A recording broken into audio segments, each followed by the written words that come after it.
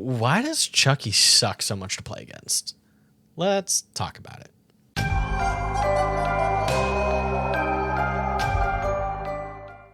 So Chucky's been around for about 7 months now, and I've been playing him ever since the PTB.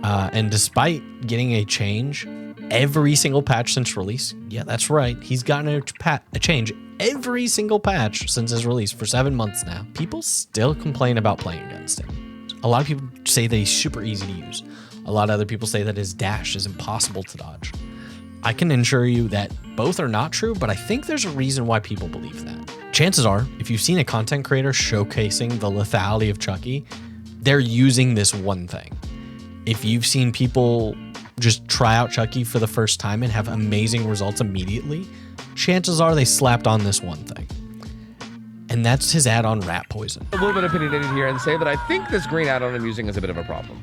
Like, I feel like this takes whatever little play there is around Chucky and kind of makes it impossible. Because I feel like there's no real mind gaming it. Like, no matter what they do, you can just see exactly what they're doing and react to it, you know? You're going to see that come into play a lot. Like, a lot. So what Rat Poison does, for those that might not be aware, is it's a green add-on available to Chucky. What it does is when he initiates a Slice and Dice, which is his dash move while in Hidey Ho, it allows him to see all survivors' auras within 16 meters, acting as a small nowhere to hide that's available anytime he activates his powers. So why is this exactly unhealthy, and why do I think it's the core problem of why people don't like going against Chucky? Well, first off, with Rat Poison, you get a guaranteed value without any input. You don't have to do anything. In fact, you can fuck up your Slice and Dice, and guess what? You still get to see the auras. You get constant rewards all the time, every time. Games are based on rewarding good actions and punishing bad actions, and Rat Poison just flies in the face of that. It's just constant rewards the entire time. You get a reward, you get a reward, you get a reward.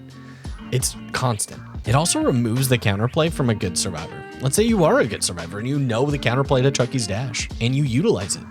If they just happen to have this one add-on, which is a green rarity, by the way, they get to see your aura and just negate whatever counterplay you tried to use. It completely removes any agency from the opposing side.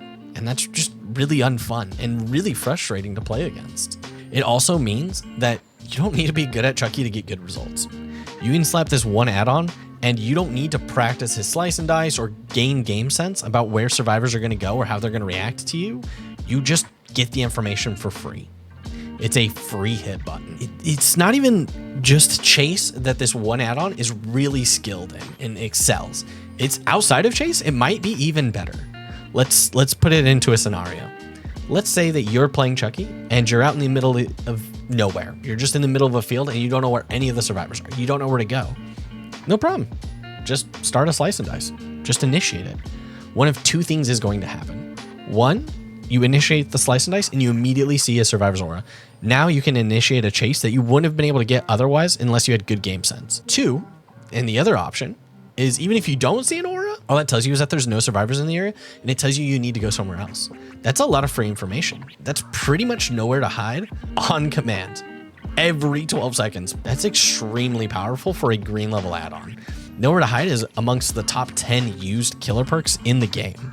Having it be able to be used more often with less requirements is kind of insane. Now, I've been talking about this for a while online, and I've come across a lot of counter arguments about why Rat Poison is fine and should stay. And I just want to talk about those two because it's only fair.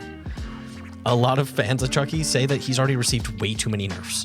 He's received a nerf, quote unquote, every single patch since release. That's a lot in 7 months. Now, I would argue, and many others such as Hens or even competitive players or just even experienced Chucky mains such as Ashlow or the fake Bennett will all argue that these aren't nerfs. Each one of these changes has actually been a crazy buff for the character. And all of them have been showing and showcasing. There's a myriad of videos explaining this. There's another complaint I often see is that Chucky just won't have enough good add-ons if Rat Poison's taken away, and this is far from the truth. Chucky has a myriad of good add-ons. I'd argue that he has more good add-ons than most killers. He's far from being another Pyramid Head that's locked into just 2 add-ons. He's got Jump Rope, which increases his distance.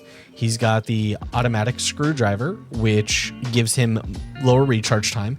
He's got Silk Pillowcase, which takes time to adjust, but actually can give you a really cool stealth build that lets you get closer to survivors than you would think. He's even got Hard Hat, which isn't completely terrible anymore and can help you get rid of pouts and if you have the right build.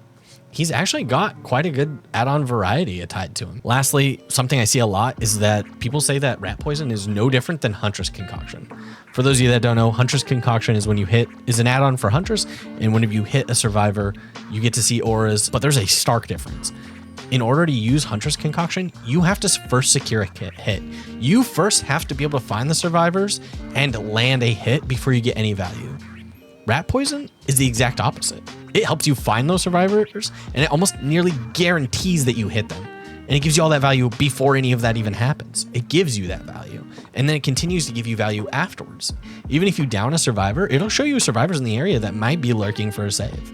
It's just way too much value for almost no effort. I believe that nobody is going to ever enjoy playing against this killer until this one add-on is changed. And I would argue that a lot of the frustrations people have had, be it with his cooldown or the manual window scamper we saw in the D&D PTB, weren't actually the major issues. I think it was this add-on that made him such a pain to play against. And I think if we even made some small change, such as making it so the aura reading doesn't trigger until you actually get a hit in Slice and Dice and bring it in line with Huntress Concoction, will people enjoy playing against the killer again? Again, just to encapsulate, it removes skill requirements on the killer side, it dilutes any real counterplay from the survivor side, and it's way too much value for no effort. And I think it just needs to be adjusted, even minorly, and it'll still be quite usable. But yeah, if there's anything you've taken out of my video today, I want it to be a sense of positivity. And all that I ask that you do is you share that positivity with one other person today. It doesn't have to be anything big. Hold the door open for somebody. Tell them you like the color of their hair or eyes. It doesn't have to be anything big, just something small. And if you don't really know what to do with that positivity, go ahead and scamper over to that like button and go give it a hit. It'd be really appreciated. And other than that, thank you. I can't wait to see you in the fog.